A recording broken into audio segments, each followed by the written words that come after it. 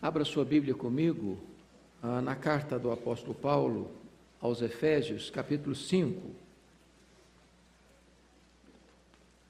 Efésios, capítulo 5, verso 29, apenas a parte B, a parte A do versículo.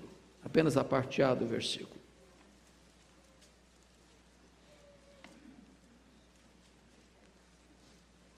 Está escrito o seguinte: porque ninguém jamais odiou a própria carne, antes a alimenta e dela cuida. Efésios 5, 29. Porque ninguém jamais odiou a própria carne, antes a alimenta e dela cuida. Irmãos, nós estamos neste mês de setembro, não só no Brasil, mas no mundo inteiro, tratando o chamado Setembro Amarelo. É um momento em que a sociedade brasileira e mundial está atenta para a questão grave, soleníssimo da questão do suicídio. E a igreja não pode ficar de fora na orientação acerca deste importante assunto que tem afligido tantas famílias. Hoje eu quero tratar desse assunto com você. O que é chocante, e muitas vezes não nos apercebemos, é que há mais suicídios no mundo do que assassinatos. Mais pessoas se matam do que são mortas. Mais de 50% das pessoas no mundo já pensaram em suicídio, como uma saída honrosa para os seus dramas pessoais. O que é triste é que nós ainda não temos uma noção clara de quão grave é esse problema, porque para cada suicídio que é proclamado ou anunciado como tal, há mais 10 suicídios que não são mencionados como suicídio. Na hora de dar a razão do óbito, essa causa não é mencionada. E por isso nós não temos uma visão tão real desse problema que atinge o mundo.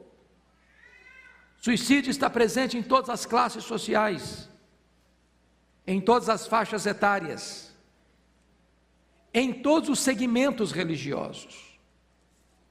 Eu acho que vocês têm acompanhado, e todos nós, até com certo constrangimento, a quantidade de pastores nos nossos dias que têm cometido suicídio. Então eu gostaria de tratar deste assunto.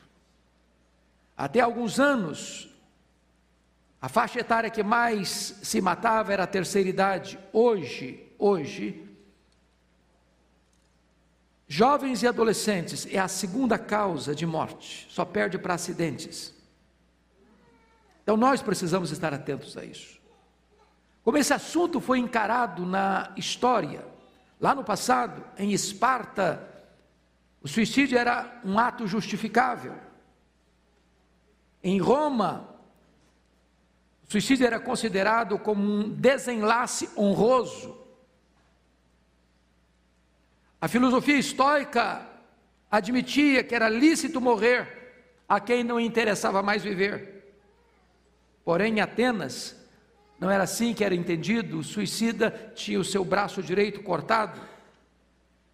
Quando o apóstolo Paulo, nessa conjuntura, vai tratar da matéria, no texto lido ele diz: ninguém jamais odiou a sua própria carne, antes a alimenta e dela cuida.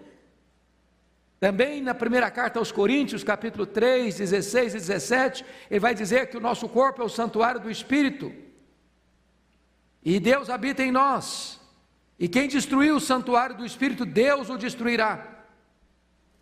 Ainda Paulo escreve em Romanos 14, 7 e 8, que ninguém vive para si, nem morre para si. Se vivemos, para o Senhor vivemos, se morremos, para o Senhor morremos. Ou seja, nós não podemos acionar a própria mão que tirará a nossa própria vida. No período dos pais da igreja, período da patrística, Agostinho de Hipona foi radicalmente contra a questão do suicídio, porque disse que o suicídio exclui a possibilidade do arrependimento. E Tomás de Aquino, mais tarde, vai fazer 3 declarações importantes. Ele diz que o suicídio é antinatural, porque a autopreservação é um dom que Deus nos deu. É natural nós nos autopreservarmos. É um instinto natural. O suicídio atenta contra isso. Segundo, é uma ofensa à família e à sociedade. Nenhum de nós é uma ilha. Por isso, uma pessoa que entra por esse corredor escuro, ele não pensa que, ao cometer esse ato, ele vai produzir uma dor muitas vezes insuperável na família. Ele vai abrir uma ferida muitas vezes incurável na família. Ele pensa que ele é um peso, mas ao retirar-se da vida desta forma, ele vai produzir um peso muito maior para a família, para os amigos e para a sociedade. E terceiro, Tomás de Aquino disse que o suicídio é injustificável, porque é uma usurpação de um direito exclusivo de Deus. É Deus quem dá a vida, e só Deus tem poder e tem autoridade para tirar a vida. Muito bem, irmãos, esse assunto tem sido estudado ao longo da história, e 2 escolas se destacam no exame desta matéria. Primeiro, a chamada escola psiquiátrica. São aqueles que entendem que todo suicida é uma pessoa que tem problemas de ordem mental, são doentes mentais, são pessoas que não estão no seu verdadeiro siso, que não estão no controle da sua própria mente, que estão completamente desorientados psiquicamente. É claro que as evidências provam que a maior causa de suicídio hoje é a depressão. Ninguém nega isso. Também ninguém nega que a depressão hoje é uma doença, segundo a Organização Mundial de Saúde.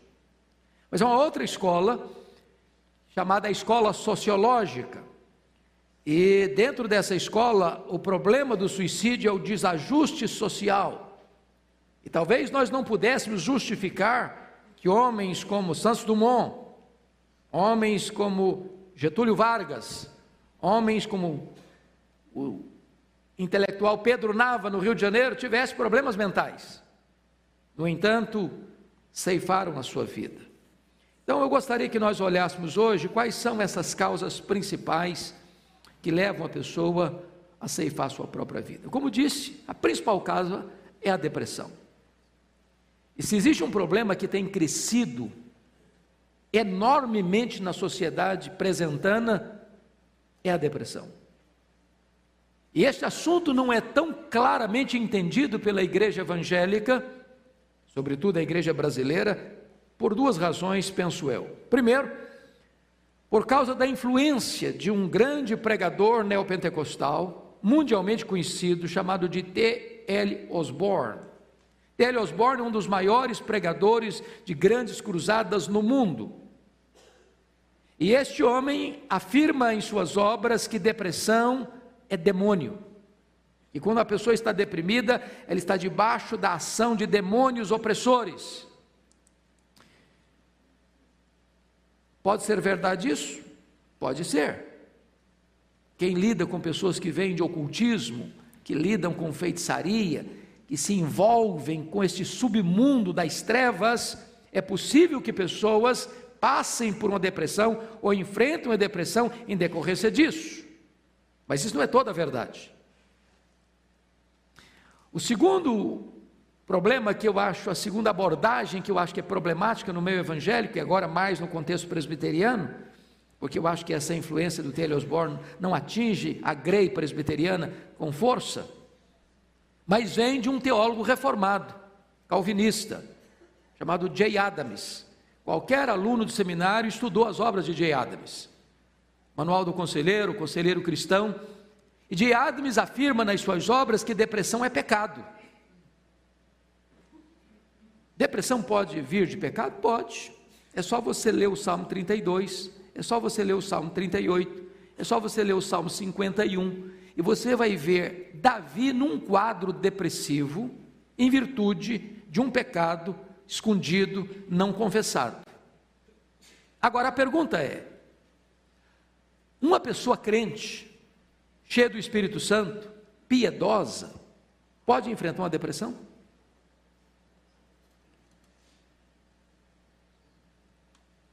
Esse é que é o grande ponto. Porque se eu digo para uma pessoa que está passando por uma depressão, é demônio, eu estou botando mais uma tonelada de culpa nas costas dela. Se uma pessoa está lidando com depressão, eu digo, você está em pecado, eu estou criando mais um problema para ela. Eu estava pregando num congresso em Belo Horizonte, certa feita, e tratando deste assunto, e fiz essa pergunta: é possível que um crente cheio do Espírito Santo enfrente depressão? E levanta-se uma moça no auditório e disse: isso é impossível, isso é um absurdo, afirmar que um crente cheio do Espírito Santo possa estar em depressão, ou estar lidando com a depressão, ou estar passando por uma depressão. E eu perguntei para ela: minha filha, por que então um crente cheio do Espírito Santo precisa usar óculos, tem uma miopia? Por que um crente cheio do Espírito Santo tem um problema cardíaco e precisa fazer uma ponte safena? Por que um crente cheio do Espírito Santo pode ter um problema de estômago, um problema hepático, ou de qualquer outra ordem? Por que daqui para cima é uma coisa, daqui para baixo é outra? Então, talvez nos ajude a entender duas obras, uma secular e outra evangélica. A secular é um livro de Andrew Solomon, O Demônio do Meio-Dia. Esta foi considerada uma das 100 obras mais importantes da nossa geração. Esse livro de Andrew Solomon diz que depressão é como uma planta que parasita, e você já viu tantas, é aquela planta que vai crescendo junto da outra e vai tomando conta, e vai sugando, e vai oprimindo, e vai sufocando. Diz que a depressão é como isso. Também ele diz que depressão é como você engolir o seu próprio funeral 2 vezes por dia. E diz que depressão é como você vestir uma roupa de madeira que oprime você. Nós não podemos subestimar este assunto. E ele vai dizer que depressão, por ser uma doença, se trata de 3 maneiras. Se trata com remédio, se trata com terapia, se trata com fé. É curioso, irmãos, como às vezes uma pessoa está enfrentando uma depressão, eu digo assim para ela: nós temos que orar mais, nós temos que ler mais a Bíblia. Ok, é um conselho sábio, você orienta uma pessoa a orar mais e ler mais a Bíblia. Mas será que é só isso? Eu pergunto a vocês: que conselheiro consciente e responsável receberia no seu gabinete ou no seu escritório, ou numa conversa informal de corredor de igreja, alguém dizer: eu estou com uma forte dor no peito, e eu digo assim para ele: você precisa orar mais, você precisa ler mais a Bíblia. Ok, todos nós precisamos orar mais e ler mais a Bíblia, mas o que mais você diria a essa pessoa? Procure imediatamente um cardiologista. A ciência, irmãos, não está contra a fé. É Deus quem deu ao homem a capacidade, a bênção de conhecer, de estudar, de fazer medicina, de buscar meios e formas e recursos para tratar da nossa saúde. Então, se uma pessoa está lidando com a depressão, o que eu digo para ele como uma pessoa responsável? Você precisa imediatamente procurar um psiquiatra. Você precisa buscar a maneira mais adequada de tratar desse problema com um remédio adequado, de ser acompanhado adequadamente. Então sim, entra a questão da fé, de você estudar a Bíblia, de você orar, de você estar na igreja, de você participar dos cultos, de você estar envolvido com a comunidade da fé, para ser encorajado, ser acompanhado, e ser assistido, e ser consolado. Então agora eu quero recomendar a obra do Dr. John Piper. Se você não leu essa obra, vale a pena ler, O Sorriso Escondido de Deus. E neste livro, Dr. John Piper vai dizer que é possível que gente de Deus, cheia do Espírito Santo, enfrente depressão, e ele cita 3 casos. Primeiro, ele cita a história de David Brainerd. David Brainerd foi um dos mais importantes missionários do século XVIII. Morreu com 29 anos. E esse homem era um homem tão piedoso, que quando ele morreu, ele era noivo da filha de Jonathan Edwards. E Jonathan Edwards pega o seu diário, publica o seu diário, e no mesmo século perguntaram assim para John Wesley: John Wesley, qual é a obra mais importante depois da Bíblia para você ser um crente maduro? E ele respondeu: leia o diário de David Brainerd. Este homem enfrentava severas crises de depressão. Mas John Piper cita John Bunyan, aquele pregador batista, que ficou preso 14 anos em Bedford, exatamente por pregar a palavra de Deus em praça pública. E as pessoas diziam para ele: se você parar de pregar, nós libertamos você da prisão. E ele disse: se vocês me soltarem, amanhã eu estarei na praça pregando de novo. Foi este homem que escreveu O Peregrino, o livro mais lido na história depois da Bíblia. Ele tinha severas crises de depressão, um homem cheio do Espírito Santo de Deus. John Piper cita um outro personagem, William Cowper, que era um poeta e compositor inglês, evangélico, que tinha crises tão severas de depressão, que tentou suicídio algumas vezes, e foi preciso que alguém o acompanhasse nas suas crises de depressão. Um homem cheio da graça de Deus. Dele é a famosa frase: por trás de toda providência carrancuda, esconde-se uma face sorridente. O próprio grande príncipe dos pregadores do século XIX, Charles Haddon Spurgeon, as crises de depressão dele às vezes eram tão severas que ele tinha que se retirar do púlpito, se retirar do pastorado e se tratar por algum tempo dessas crises. Se você olha nas Escrituras, você vê um quadro semelhante na própria vida de Elias, que está dentro de uma caverna, pedindo para si a morte, olhando para a vida com os óculos escuros do pessimismo. Só eu fiquei. Olhando para frente, dizendo: acabou meu ministério. E então, Deus trata da depressão de Elias, primeiro com sonoterapia, segundo com um cardápio especial, terceiro mandando sair da caverna e abrir o bico e desabafar. Que faz aí Elias? Quarto, mostrando para ele que o melhor da vida dele estava pela frente. Quinto, que o ministério dele não tinha encerrado, que ele tinha mais coisas e importantes coisas ainda para fazer. Irmãos amados, hoje nós vemos muitas pessoas chegando a esse corredor estreito e escuro por causa de conflitos conjugais ou decepção amorosa. Eu já lidei com situações assim e tive a dor de não conseguir sucesso e ver pessoas a quem eu acompanhei de perto, orando, visitando, acabando ceifando a sua própria vida. E você não imagina a dor que isso produz? Há muitas pessoas que, em virtude de cobranças exageradas, como por exemplo, o país que tem mais incidência de suicídio, que é o Japão, muitos daqueles problemas são enfrentados porque a exigência aos jovens é muito grande, nos estudos, no desempenho, no sucesso profissional. Eu estive numa das capitais do Nordeste, onde se diz ter a maior incidência de suicídio, e uma pessoa de lá me disse o seguinte: a maior índice de suicídio está hoje na melhor escola dessa cidade, porque a concorrência, a competição é enorme, e essa concorrência e essa competição leva a esses jovens adolescentes a uma pressão tal, que se eles não conseguem alcançar esse alvo, eles tiram a sua vida.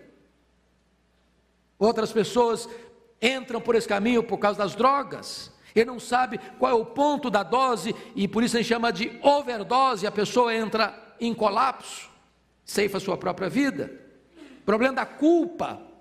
Muita gente esmagada pela culpa não sabe lidar com isso e acaba se desesperando. Por que não dizer hoje radicalismo religioso? Acho que todos vocês têm visto e acompanhado quantas pessoas que amarram bombas no seu corpo, além de ceifar sua própria vida, ainda tira a vida de tantos. Tem outras motivações, como chamar atenção para si mesmo, ou vingança. A pessoa quer punir a outra e destrói a si mesma para punir a outra. Outros para expiar um erro, outras fugas de uma situação intolerável, outras tentativas de manipular outra pessoa. Se você me abandonar, eu me mato. Se você me deixar, eu tiro a minha vida. Coisas desse nível.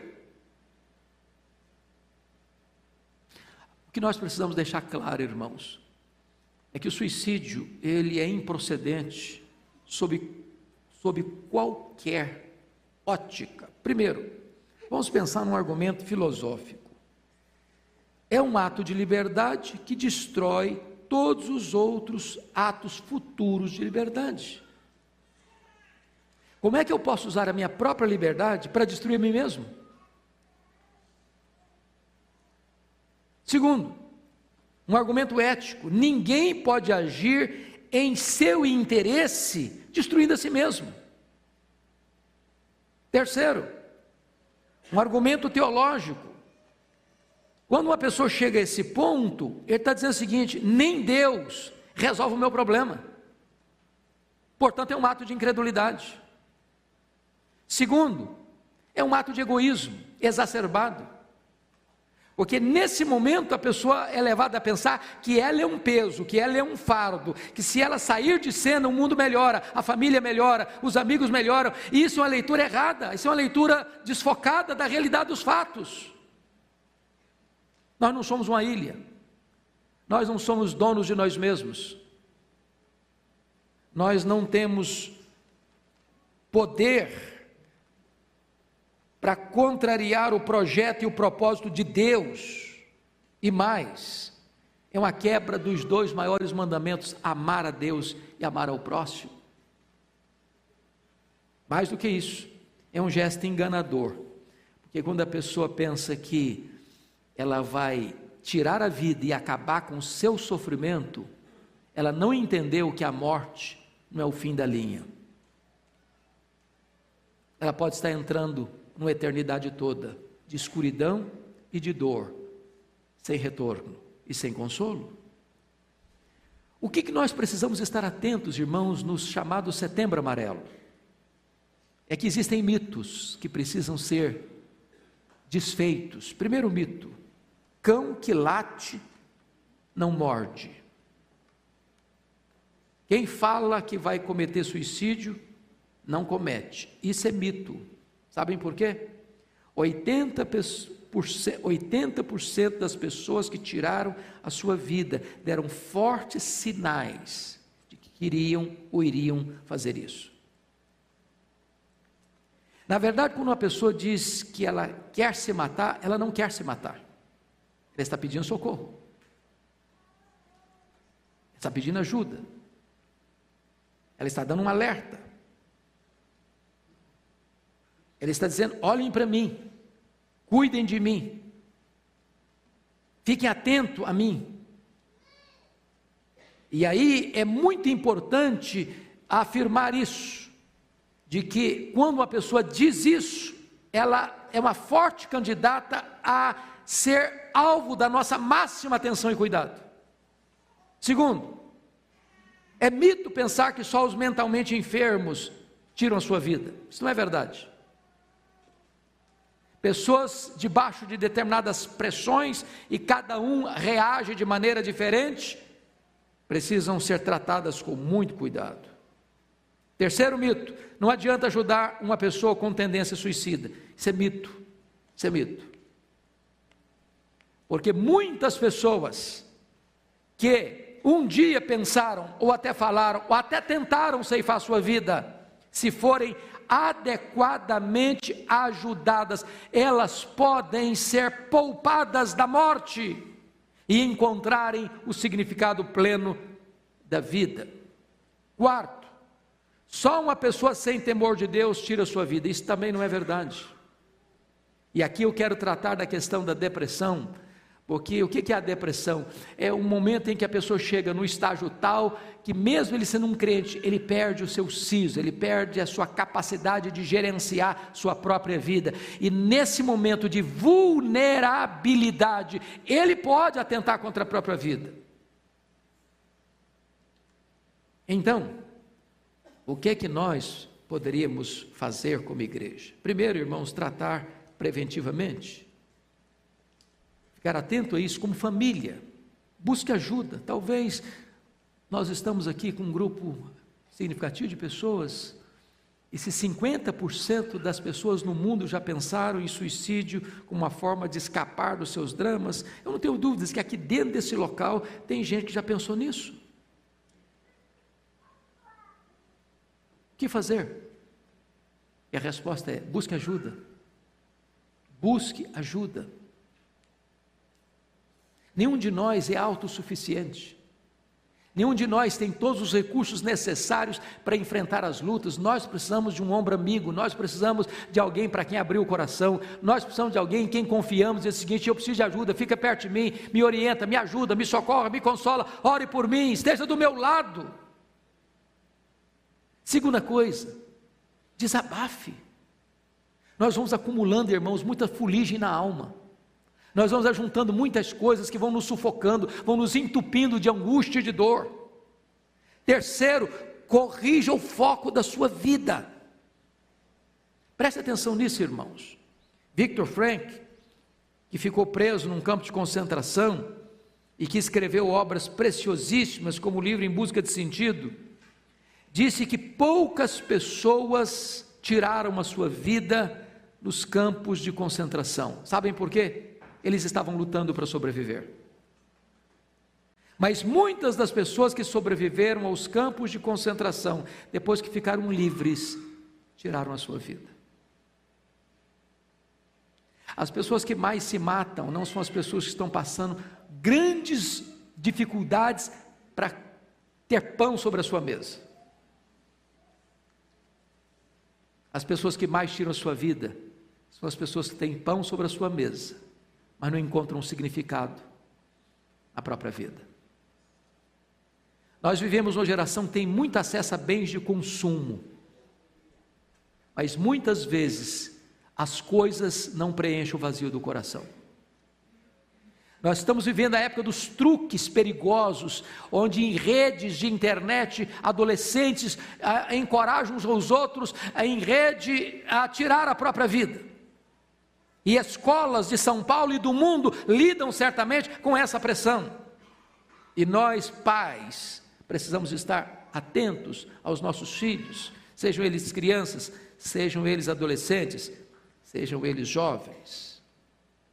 A última coisa que eu preciso estar afirmando com clareza para você é o seguinte: nós precisamos entender que em Cristo há esperança. Há esperança para os desesperançados, aquele que caiu numa desgraça moral, há esperança para ele.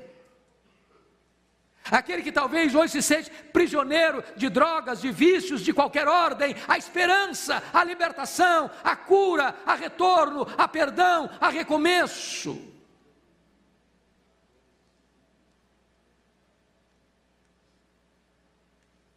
Mas mais do que isso, eu termino aqui. Se a igreja amanhã tiver que lidar com algum drama desta ordem, nós precisamos, como igreja, ser uma comunidade terapêutica para a família. Eu vi um quadro, irmãos, que cortou meu coração. Fui a um funeral de uma pessoa que tirou a sua vida, e lá estava a mãe chorando, coração quebrado, e chega um irmão da igreja, dá um abraço nela e disse assim: que pena, seu filho morreu e ainda foi para o inferno. Essa pessoa faria um bom trabalho se ficasse calada. Sabem por quê? Nenhum de nós é o juiz. Eu posso lhes garantir que o suicídio não é o pecado imperdoável. Eu posso lhes dizer que um crente, se ele não for bem acompanhado num processo de depressão, ele pode chegar a esse ponto. E nós não somos daqueles que creem que todo suicida é discípulo de Judas Iscariotes. Nem a morte pode separar alguém do amor de Deus que está em Cristo Jesus. Nem os loucos errarão o caminho. Não estamos com isso dizendo que então o suicídio é justificável. Não, não é. Mas nenhum de nós tem competência de se assentar na cadeira de juiz e determinar, foi para o inferno. Só Deus sabe isso. O Senhor conhece os que lhe pertencem. Nosso papel como igreja é assistir, é consolar, é estender o braço, é chorar com o que chora, é socorrer os aflitos. Que Deus nos ajude a sermos uma comunidade terapêutica e uma comunidade de esperança. No Evangelho, a solução para o homem, os seus dramas, para as suas dores, para as suas mais profundas angústias. Vamos ficar em pé e vamos orar.